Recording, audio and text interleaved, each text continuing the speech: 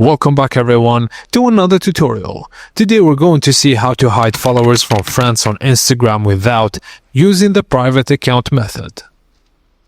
Firstly, the restrict option limits how a specific user interacts with your account, including visibility of your followers and comments.